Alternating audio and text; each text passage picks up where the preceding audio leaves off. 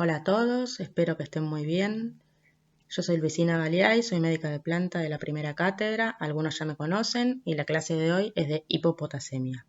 Voy a hablar un poco de la fisiopatogenia, los mecanismos de producción, las formas de presentación, la evaluación clínica y el tratamiento. Como concepto importante, el potasio es el principal catión intracelular. La concentración intracelular de potasio es de 150 milimol por litro, mientras que la concentración extracelular es de 3 a 5 milimol por litro. Es decir, el potasio en el espacio extracelular constituye menos del 2% del potasio corporal total. Sin embargo, el potencial eléctrico transmembrana depende más de la concentración extracelular de potasio que de la concentración intracelular. Este potencial eléctrico se mantiene gracias a la bomba sodio-potasio ATPasa que transporta activamente el potasio hacia adentro de la célula y el sodio hacia afuera de la célula en una relación 2-3. Otro concepto importante es que la principal vía de eliminación del potasio es la renal. Bueno, el balance de potasio, sencillo, es el resultado de la cantidad ingerida y la cantidad excretada. Una dieta habitual tiene aproximadamente 100 miliquivalentes de potasio por día. De esos 100 miliquivalentes, el 90% se absorbe en el tubo digestivo. Después de que aumenta la concentración plasmática de potasio, ingresa a las células, favorecido por la acción de la insulina y las catecolaminas. Como dijimos antes, la principal vía de eliminación del potasio es la renal. En el glomérulo se filtra libremente, el potasio pasa libremente. El 70% de ese potasio que pasó se reabsorbe en el túbulo contorneado proximal, el 25% en el asa de Henle y el 5% distante en el túbulo distal y los túbulos colectores.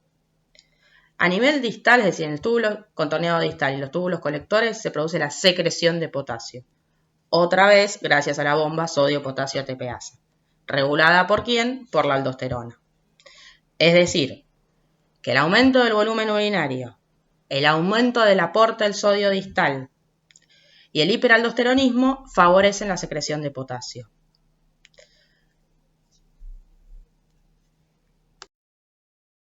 Las causas de hipopotasemia, para hacerlo un poquito más práctico, se pueden dividir en 3 grandes grupos. Pérdidas renales, pérdidas extrarrenales y redistribución del potasio en las células. Como para repasar un poquito, ¿de qué depende la cantidad excretada de potasio? De varios factores. De la ingesta de potasio, la permeabilidad de la membrana, la oferta distal de sodio, el aumento del líquido tubular, o sea, del flujo, o sea, del volumen urinario, el pH y los niveles de aldosterona. ¿Cómo funciona todo esto? El potasio estimula la secreción de aldosterona. El sodio aumenta la negatividad luminal. El aumento del flujo tubular disminuye la concentración de potasio, por ende facilita la secreción hacia la luz tubular. Todo esto mediado por la bomba sodio-potasio ATPasa y la aldosterona, siempre la aldosterona, aumenta la secreción de potasio. Dentro de las causas de pérdida de potasio por vía urinaria está el uso de diuréticos, el exceso primario de mineralocorticoides, la pérdida de potasio por secreciones gástricas, el aumento de aniones no reabsorbibles, la acidosis tubular renal, la hipomagnesemia, el uso de anfotericina B, algunas nefropatías perdedoras de sal y la poliuria.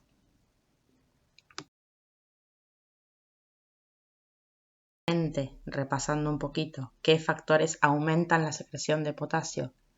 La hipercalemia, el aumento del volumen urinario, el aumento del aporte de sodio en el túbulo distal, el hiperaldosteronismo, la alcalosis, el aumento de la hormona antidiurética, el aumento de la electronegatividad intraluminal, el incremento de aniones no reabsorbibles, como el bicarbonato.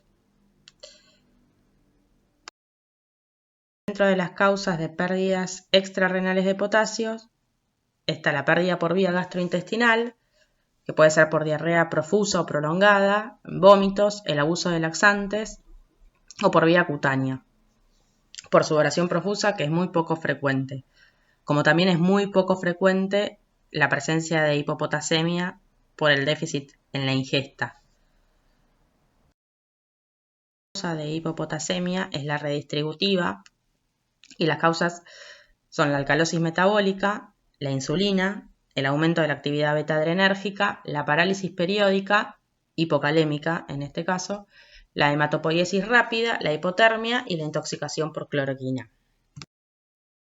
Un cuadrito que les puse a modo de repaso de las causas que disminuyen el potasio intracelular, las causas redistributivas. Bueno, las manifestaciones clínicas por lo general aparecen con niveles de potasio por debajo de 3 milequivalentes por litro. Frecuentemente la hipopotasemia es un hallazgo de laboratorio asintomática con valores arriba de 3. Los síntomas fundamentalmente son debidos a la reducción de la contractilidad muscular y las alteraciones en la conducción cardíaca. La debilidad muscular es uno de los síntomas más frecuentes. Siempre hablamos de concentraciones menores de 2.5 milequivalentes por litro aproximadamente, excepto en aquellos casos, como ocurre en las parálisis periódicas, donde la aparición de la hipocalemia es más brusca, es más rápida y pueden aparecer síntomas con valores mayores a 2,5. Es una debilidad que por lo general comienza en los miembros inferiores y va subiendo, progresa hacia el tronco y los miembros superiores. El compromiso grave de los músculos respiratorios puede provocar insuficiencia respiratoria y muerte. Otras manifestaciones son calambres musculares, rabdomiólisis y mioglobinuria. A nivel renal, la hipopotasemia produce mayor producción de amoníaco, el aumento en la reabsorción de bicarbonato, deterioro en la capacidad de concentración de la orina, aumento de la tensión arterial y la nefropatía hipopotasémica. Dijimos, las arritmias cardíacas son una complicación potencialmente mortal de la hipopotasemia. Puede provocar extrasístoles supraventriculares o ventriculares, bradicardia sinusal, taquicardia auricular, bloqueo AV, fibrilación ventricular. Los pacientes que tienen isquemia coronaria, que están tratados con digoxina o que tienen aumento de la actividad beta-adrenérgica, tienen más riesgo de padecer arritmias frente a la hipopotasemia. A su vez, cuando la hipopotasemia se asocia a hipomagnesemia, el riesgo de aparición de arritmia como la torsión de puntas es mayor. Los signos electrocardiográficos de hipocalemia son depresión del segmento ST, disminución de la amplitud de la onda T, aumento de la amplitud de la onda U, que se ve sobre todo en precordiales B4 o B6, y muy importante la prolongación del QT, sobre todo cuando se asocia a hipomagnesemia. Bueno, ¿qué hay que hacer frente a la presencia de potasio menor a 3.5, frente a la presencia de hipocalemia? Primero, investigar la causa.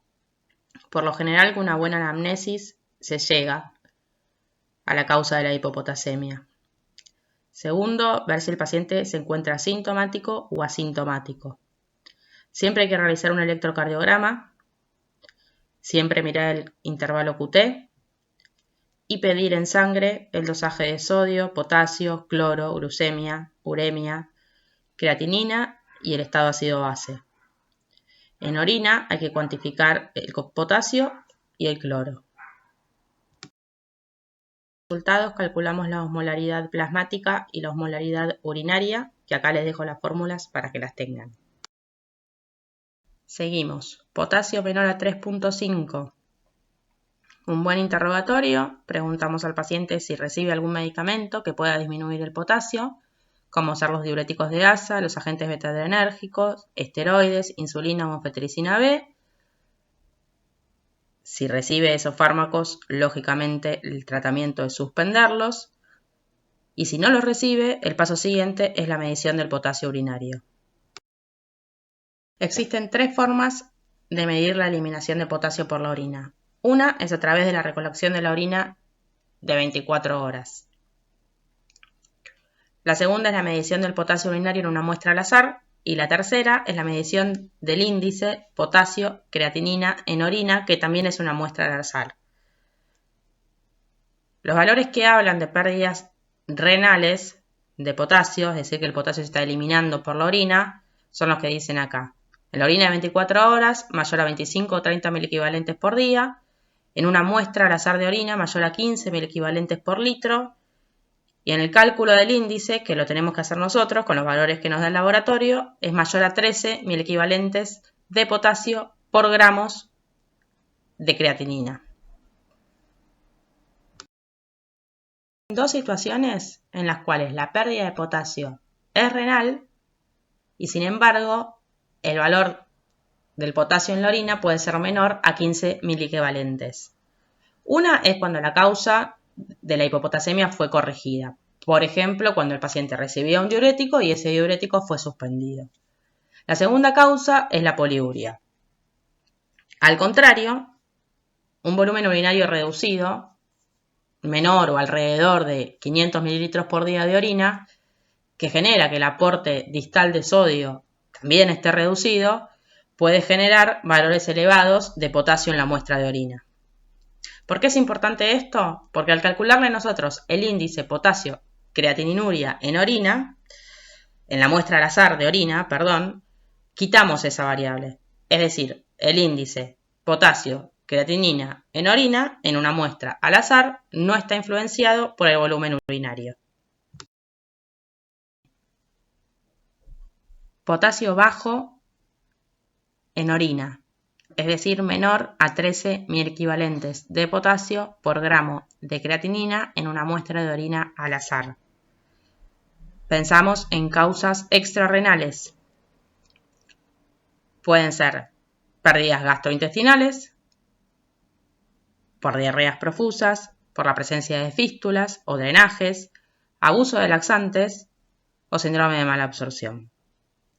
Que la pérdida sea por vía cutánea, por sudoración, y si no hay causas evidentes de pérdida extrarrenal, pensamos en las causas redistributivas. ¿Cuáles pueden ser? Insulina, el aumento de la actividad beta-adrenérgica, la presencia de alcalosis metabólica. Si no hay causas de redistribución de potasio entre las células, muy poco frecuente, lo volvemos a decir, que la disminución de la ingesta sea porque la dieta es pobre en potasio, por anorexia, por ayuno, o porque un paciente no come y no tiene el aporte endovenoso adecuado de potasio. Poco frecuente. Potasio urinario alto, un índice potasio creatinina mayor a 13 miliequivalentes de potasio por gramo de creatinina en orina, nos habla de pérdidas renales y acá sí es importante analizar el estado ácido-base del paciente. Cuando el potasio urinario alto se asocia a alcalosis metabólica, es importante la medición del cloro urinario. ¿Por qué? Un cloro urinario mayor a 10 miliequivalentes por litro nos hace pensar que la pérdida de potasio puede estar debida al aumento de la actividad de mineralocorticoides, como el síndrome de Cohn, el síndrome de Cushing, el síndrome de Bartter. Puede ser por administración de diuréticos, perdedores de potasio por la orina. Ahora bien, un cloro urinario menor a 10, un cloro urinario bajo, tenemos que descartar que la pérdida sea por la presencia de una sonda nasogástrica de alto débito, la presencia de vómitos. Cuando la pérdida urinaria se asocia a un estado ácido-base normal, puede ser que se trate de la recuperación de una necrosis tubular aguda, diuresis posobstructiva, depresión de magnesio o al uso de fármacos como la penicilina, el cisplatino o aminoglucósidos. Un valor de potasio urinario elevado asociado a acidosis metabólica nos obliga a descartar la presencia de acidosis tubular renal, proximal o distal, o sea, tipo 1 o tipo 2. Bien. Tratamiento.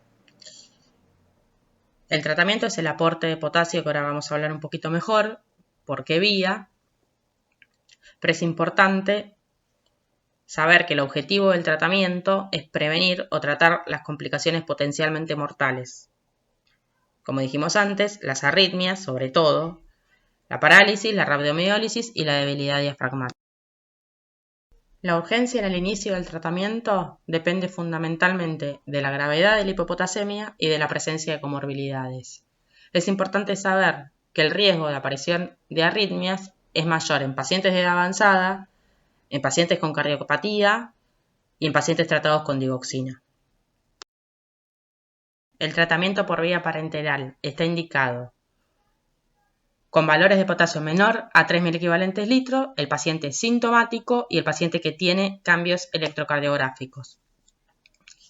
Las ampollas son de 15.000 equivalentes, como dijimos, cada 5 mililitros de cloruro de potasio. Se debe reponer hasta 40-60.000 equivalentes por hora, con una concentración de hasta 60.000 equivalentes por litro, por vía periférica o central, siempre diluido en solución fisiológica. En casos con compromiso con riesgo de vida del paciente, se puede utilizar una velocidad de infusión mayor, alrededor de 100.000 equivalentes por hora, siempre por vía central. La utilización de dextrosa al 5% puede conducir a una reducción transitoria del potasio plasmático por acción de la insulina. Siempre que estamos tratando la hipopotasemia, se debe monitorear la efectividad del tratamiento cada 3 horas aproximadamente, obviamente clínicamente, con la realización de un electrocardiograma, medición del potasio y, si fuese necesario, estado ácido-base después de cada corrección. Muy importante que ante situaciones de déficit de magnesio asociados a la hipopotasemia hay que corregir la hipomagnesemia. Una posible complicación del tratamiento de la hipopotasemia, fundamentalmente cuando la causa de la hipopotasemia es redistributiva, es la hiperpotasemia de rebote. El riesgo de la hiperpotasemia de rebote es particularmente alto en aquellos pacientes con parálisis periódica, hipopotasémica o tirotóxica. El de potasio puede ser por vía oral o por vía parenteral. Por vía oral está indicado en pacientes asintomáticos y en pacientes que tengan valores no menores a 3.000 equivalentes por litro. Y por supuesto que no tengan alteraciones en el electrocardiograma. Las soluciones acuosas son el gluconato de potasio, que cada 15 mililitros contiene 20.000 equivalentes de potasio, o la ampolla, que es la misma que se usa para la vía parenteral, que es cloruro de potasio, que son ampollas de 15.000 equivalentes cada 5 mililitros que pueden diluirse en jugos y el paciente la toma. Jugo de manzana. Y los comprimidos de cloruro de potasio, que son, cada comprimido tiene 8.000 equivalentes de potasio. Ya para ir terminando, esto es muy importante y es el enfoque del paciente con hipopotasemia e hipomagnesemia. La hipopotasemia y la hipomagnesemia se asocian en un 40-60% de los casos. La mayoría de las veces, la pérdida de ambos electrolitos son por vía urinaria o gastrointestinal. La hipopotasemia asociada con hipomagnesemia no responde de manera adecuada a la administración de potasio, a menos que se corrija conjuntamente el déficit de magnesio. Por lo tanto, frente a un paciente con hipopotasemia persistente a pesar de la reposición de potasio, debe solicitarse el dosaje de magnesio y corregirlo, en el caso de que estuviese bajo. La última, los grupos de riesgo, los pacientes que tienen más riesgo para desarrollar hipomagnesemia son aquellos pacientes con alimentación parenteral, pacientes con diarrea crónica, las mujeres lactantes, los alcohólicos y los diabéticos. Muchas gracias, espero que les haya servido y cualquier cosa estamos en contacto.